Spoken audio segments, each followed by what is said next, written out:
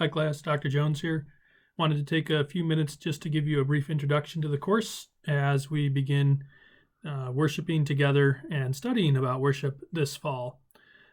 As I just said, my name is Dr. Jones. I am the pastor of the Orchard Park Wesleyan Church, where I've been for over 4 years now. Before that, I served a church south of Rochester, New York. Orchard Park is around Buffalo. You may know us best by where the Buffalo Bills Stadium is. It's in Orchard Park.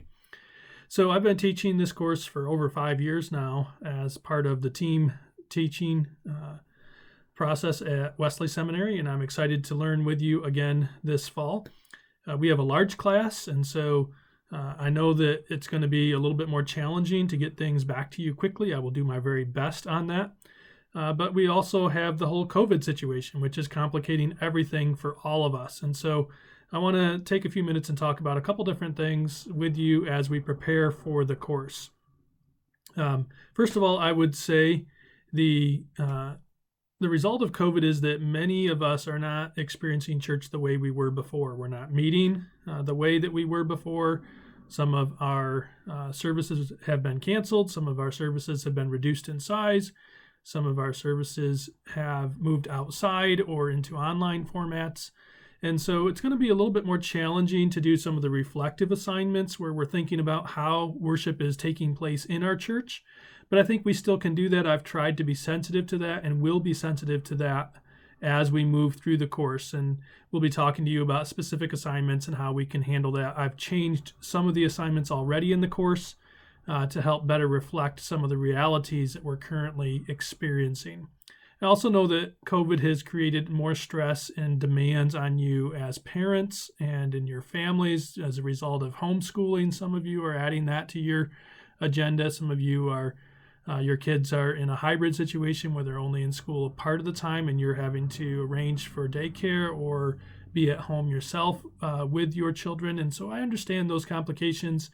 And I would appreciate if you do have, things that come up in your life that make the course unmanageable for a particular week, reach out to me, let me know, and we will work together to make a path forward. As one of the things that I'm going to do for the first 8 weeks, and this is only for the first 8 weeks, Dr. Stepp will be taking over for the second 8 weeks, and he will be deciding how he's going to handle late assignments there.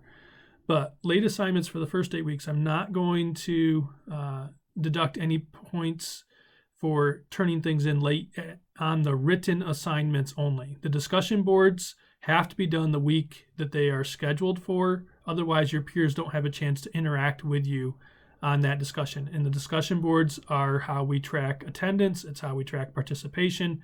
So those are very time sensitive. Late work will not be accepted on discussion boards. But the papers, you can turn those in up through the end of break week without penalty. However, assignments that you turn in late, I'm not going to put all of the time writing my comments and explaining why you got the grade you got. You're just going to get the grade. So you can turn them in late without losing points for being late. However, you're not going to get the explanations and the feedback from me when those assignments are turned in as late, because that kind of backs me up on my schedule. And so that's the compromise that I'm willing to make there. I have added a couple of Zoom options for us in place of some of the discussion boards. There's a few weeks where there are 2 discussion boards originally planned, and these are not required. You can do just the written discussion boards as the course was set up, and I understand that's how you've signed up for the course. So, but I also wanted to try to make things a little bit easier for us, and for me, if we can do a Zoom call and we can participate and have some great conversation around that topic, then that would fulfill all of the requirements for that particular assignment. And so if you want to do that, the instructions are in those particular assignments. I've only added 2, but I'm willing to add a few more if there are enough people that want to take that option instead of having another written discussion board assignment in other weeks. And so we'll talk about that with those who are present in the first one, which I believe is scheduled. I can't remember if I did it for week 1 or week 2 right now off the top of my head. But it's right in the first 2 weeks of the course, and we'll see if we're going to do additional ones after that, other than the one that I've already put into the course. I believe it's around week 5 that I put that second one in already. So I'll be adding more information, and all of this is in a written format in the announcements if you lose track of what I'm saying here, and perhaps it's more clear there as well. I also changed a couple of assignments, eliminated some, combined a couple of them, so they're worth a few more points, but there's less things that you have to do that particular week to try to clear up some of the demands on our schedules, as I know all of us have extra things going on. I do want to say this is a daunting course. This is a course that is very demanding. It's probably one of the most demanding in your seminary program.